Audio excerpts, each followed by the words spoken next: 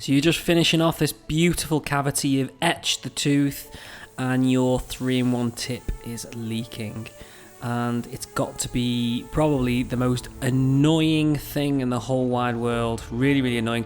This video is going to show you how to repair a 3-in-1 tip using simply an O-ring, an Allen key, and just a probe. Super, super, super easy, and it's going to save you money as well. Okay, so all you need to do is just very, very simply just deconstruct the 3-in-1 tip, remove the tip, get rid of most of the water, and then you are going to get an Allen key and you're going to unscrew the inside of where the 3-in-1 tip usually goes, the disposable tip part, and you need to make sure you're pushing down on the activated part as well, and you'll notice that it just comes off, and it comes off with a little spring, nice and easy.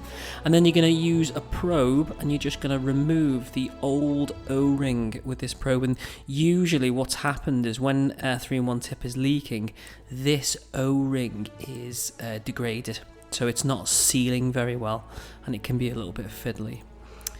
Once you remove the O-ring, you're going to replace it with a new O-ring.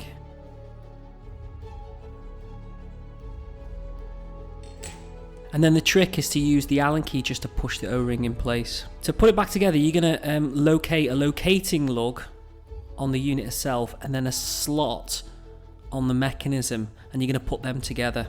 It can be a bit fiddly. And then you push down on the activating part of the 3-in-1 tip, and then you're just gonna screw it back together. It's really, really, really simple, and like I say, you know, you're gonna save yourself money on a call out. And you'll notice now that when I am using the air and the water interchangeably, the air and the water don't get mixed up. Nice and easy. Like and follow. Thank you very much.